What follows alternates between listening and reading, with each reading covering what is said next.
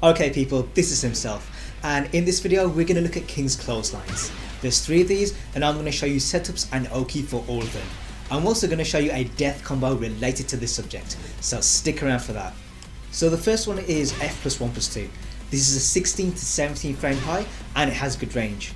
On block it's 0 to -1, which is pretty good because we can set up a giant swing. What we can also do is set up stuff like sidestep into brain chop. This will catch anyone who ducks and it's safe as well. On hit, clothesline does 23 damage and they land face down feet away, and from here an alley kick is guaranteed, so your actual damage is 34. But the reason you don't see this used that often is that it's overshadowed by F+T1. Now this has similar range, but it comes out 1 frame faster and it does more damage, so it outclasses it. But there are things that we can do to boost our damage, and that's what we're going to look at next. First option is FF4 convict kick. Against standers this is 43 damage, but against back rollers it hits them standing, so it's 48. On top of that, against wake up kicks you get the DDT and that takes your damage up to 73.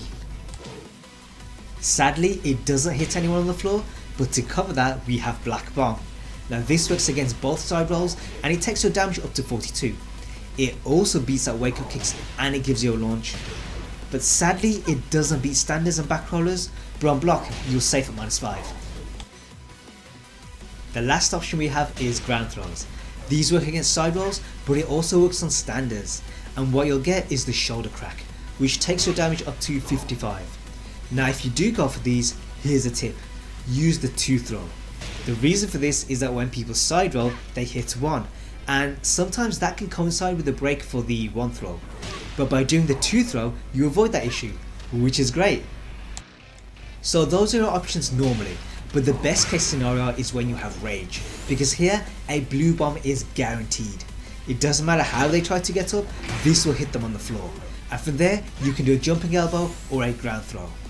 Now the ground throw does 76 damage, but the jumping elbow only does 3 points less, so personally that's what I'd go for.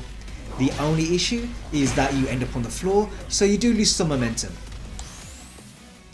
Now having that rage combo is all good, but what you really need is a setup, and what we have is the push. On hit you're only at +7, but on count hit it's +18, and that means the clothesline is guaranteed. And the push is something that you should be using anyway, so it's not like you're doing anything unusual. Another place where the clothesline works is after shining torpedo. Here if they back roll and you do it, the move will hit even if they're blocking, and I think it's down to some weird hitbox. After that I think the mule kick or the low drop kick is guaranteed.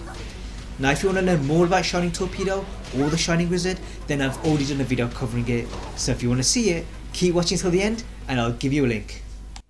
The second clothesline is the unblockable version, and this is done by holding F+1+2. Now this comes out in 29 to 32 frames and it also does 50 damage. But King seems to drift to the right, and that means that sometimes you can end up missing the opponent. But there are cases when you can set this up. One option is after FF1. On hit this puts you at +14 guard frames, and people know this, so they just block. So by doing the unblockable you catch them off guard. What you can also do is set it up after certain throws, like Shining Wizard. Here nothing is guaranteed, so people tend to stand up and block, but that just puts them at the perfect range for this to land. And you can also do it after Tijuana Twister and the Death Cradle. Now once the power clothesline lands, they end up face down feet away, and since they can't tech roll, we get some Oki. Your best option here is alley kick, because it's guaranteed. It doesn't matter how they get up, this will hit. And if you think about it, if you do Death Cradle and they eat the power clothesline, they're dead. So this is definitely worth trying. Now if you want to learn more about the Death Cradle, including the easy input, then I've already done a video covering it.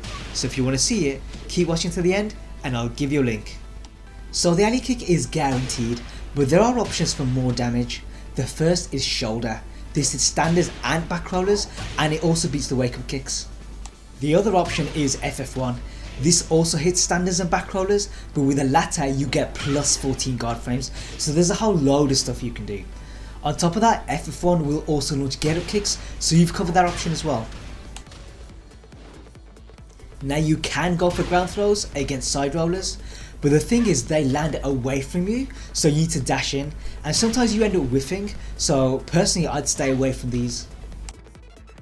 Now that's the oki in the open, but things are better at the wall. Cause here, people tend to get hesitant and they don't want to duck, so power clothesline becomes a good option.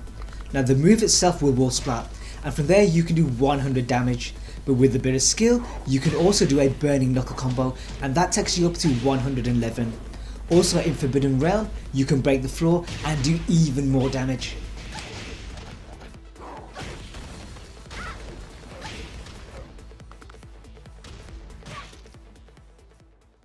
However, the best situation by far is when you have rage. On Forbidden Realm, you can use it after the floor break, but on a regular stage, you can get that ground throw and get a death combo.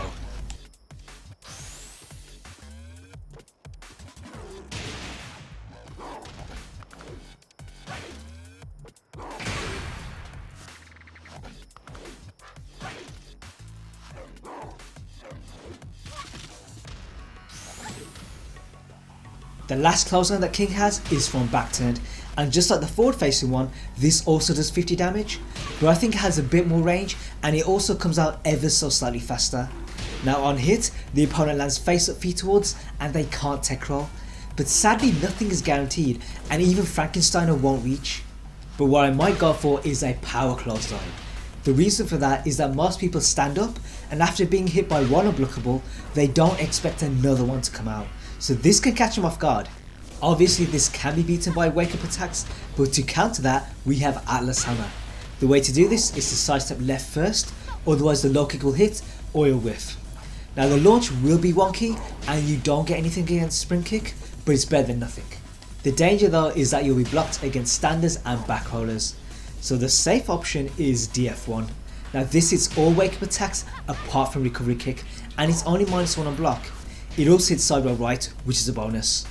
What that leaves is staying on the ground and side roll left, and your best option here is Addy kick. This will do 11 points of damage and it also beats out wake up kicks. The problem though is that it can be blocked and it whiffs against sprint kick, but then again, what is DF1 for? Now the best setup for this unblockable is after a low wall combo, but people have seen this so often that they can probably just duck it on reaction. So what we need is something a bit more unusual, and what we have is this. After CD4, if they tech roll left and we cancel the rolling elbow, then we end up back turned, and from there it's easy. Now I've already done a video on the rolling elbow, so if you want to see it, there's a link in the description. There's also links to all the other videos I mentioned, so do check them out. As always, I hope you guys learned something here. If you did, then give me a thumbs up. If you think I've missed something out or got something wrong, then say so in the comments. There's more King videos coming, so keep your eyes peeled for that, and I'll see you guys in the future.